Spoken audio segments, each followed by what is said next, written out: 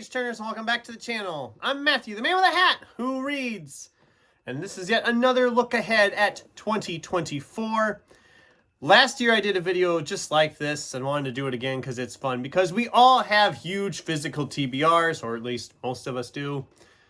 But there's always them select books that are the daunting ones, the big ones, the massive tomes that scare the heck out of us for whatever reason. So I went through my stacks and pulled out all the books I qualify as big books. I'm going to talk to you about them today and hopefully give you some ideas when I'm going to get to them or what I'm waiting for on them or whatever. So yeah, big books for 2024. So some qualifications here, some rules. I only took books that were 750 plus pages. So anything 750 or above counts for this because those are the biggest ones I have. They have to be books I have never read that are currently in my physical TBR. Books I already own. So I don't know if I'm going to get to all these next year. We're going to see what happens. But first I got to talk about one from last year's list that I'm still hoping to get to this year. And that's Chuck Wendig's Wanderers. This is 780 pages. I'm hoping to read this in December because it's been sitting here a long time. But it's thick. Hopefully I get to it. If not, consider that one in there somewhere next year. But anyway, let's get into the rest of the list. There are 6, 7, 8 books here that are huge in my opinion. And we're going to talk about them starting with the smallest of the biggest. This is Brandon Sanderson's The Hero of Ages, 752 pages. This is the third book in his Mistborn trilogy. Obviously, I haven't read this yet because I just finished the first book. So that would explain why it's still here in the stack. And I just got a copy of it, so it's not been here that long. But third book in that trilogy, 752 pages.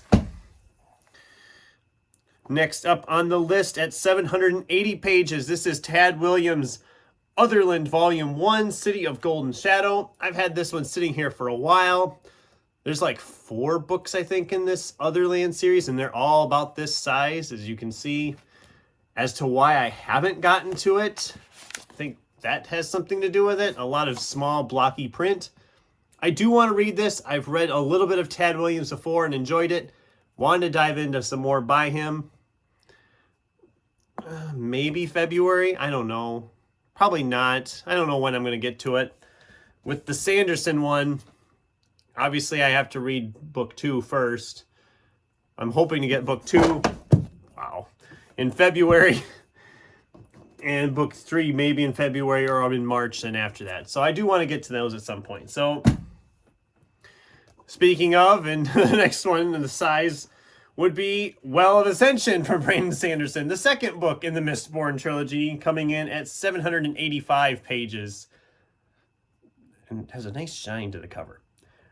Like I said, I just finished the first Mistborn and I really enjoyed it. So I do want to dive into the rest of the series. I probably won't get to them until next year, though, at this point. My January is getting booked up already, so this will be probably February. The other one will probably be March. Just depends on how fast I get through this one in February and whether I start the next one right away. But yeah, 785 pages. So they're getting bigger, as you've noticed. We're getting into some bigger books here now.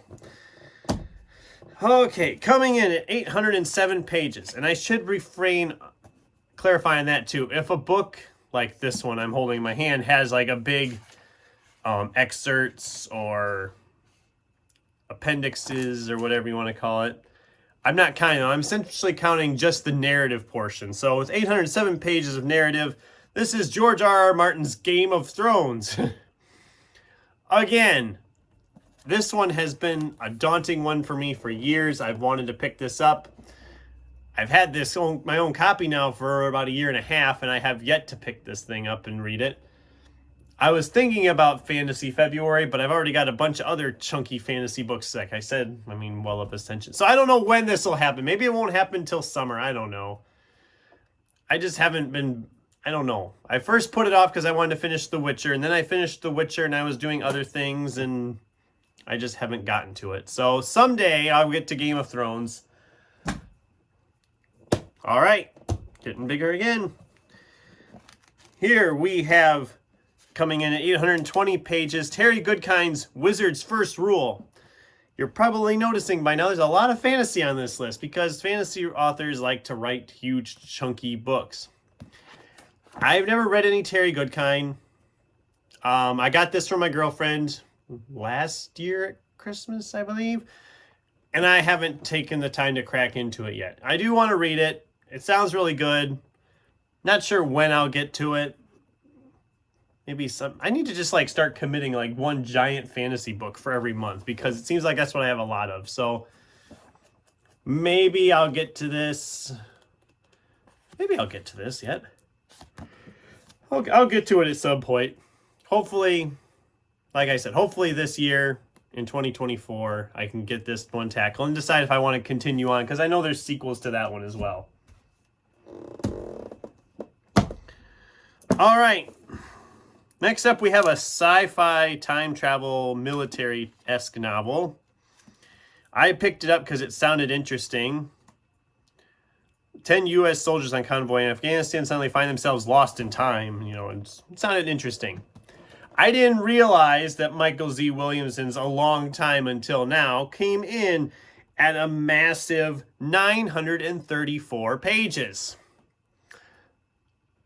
So that's awesome. I did not realize it was that big. And I know there's a sequel. I think the sequel's like 500 some pages. I don't know if they were trying to get it all in one book. And then when he got up past the 900 point, he's just like, okay, never mind. We're going to have to do a sequel. I don't know. It sounded really good. The print isn't terribly tiny, so it shouldn't be too bad. But it's just so freaking thick. I mean,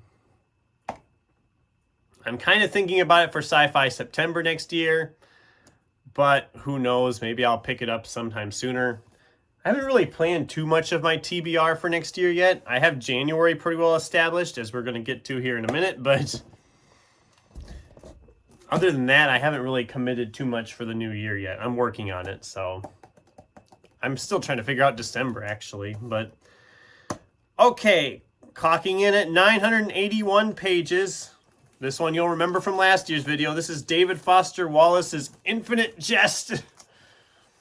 It's a big boy. It's a lot of small blocky print.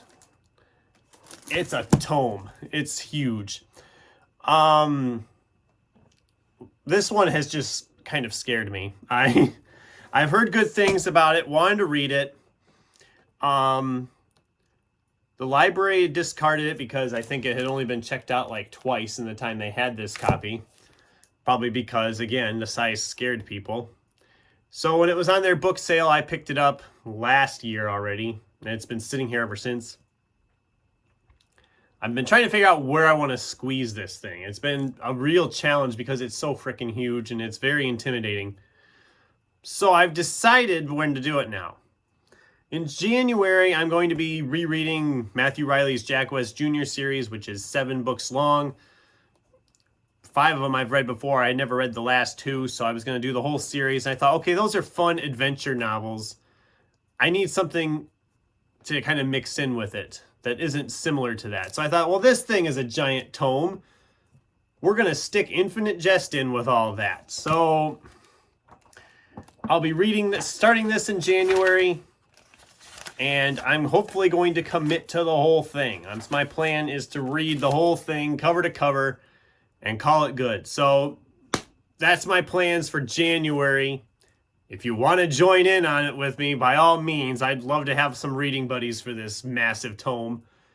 Yeah, I don't even know really a lot what it's about. Infinite Jest is the name of a movie said to be so entertaining that anyone who watches it loses all desire to do anything but watch it. Oh, cool. Sounds fun. So yeah, that's my January plans. If anybody wants to join in, let me know in the comments. I'd love to hear from you. Or if you've read it, I'd love to hear what you thought of it. And finally, the last one, the smallest big book I own, Cervantes' Don Quixote. This edition clocks in at 1,018 pages. Nice gold trimmed pages. There's a bookmark in it. And lovely tiny print. There again, I did not read very well when I ordered it. I did not realize that this book was in such a pocket size. Otherwise, I probably wouldn't have done this copy. But it is what it is. Again, I don't know when I'm going to pick this up. It's such a fat little tome. It's going to take me a lot of time. I do want to read it. Just don't know when I want to read it. So I've been sitting here with it looking at it like, oh yeah, I should pick that up. I haven't yet. So hopefully in 2024 I can tackle this sucker. I don't know when I would do it. Maybe this fall. Maybe I should commit. No, I have a Sci-Fi September and October of Horror. I wouldn't be able to do that.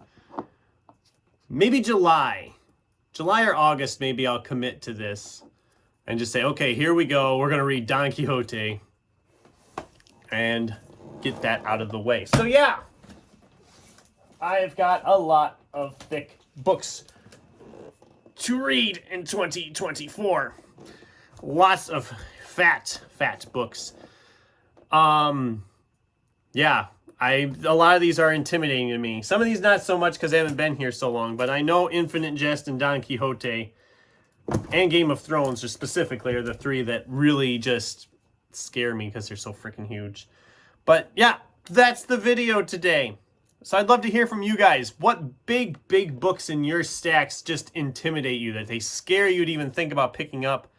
Have you read any of these books? Did you like any of these books? I'd love to hear from you in the comments down below. Thanks for watching, and until next time, keep turning pages.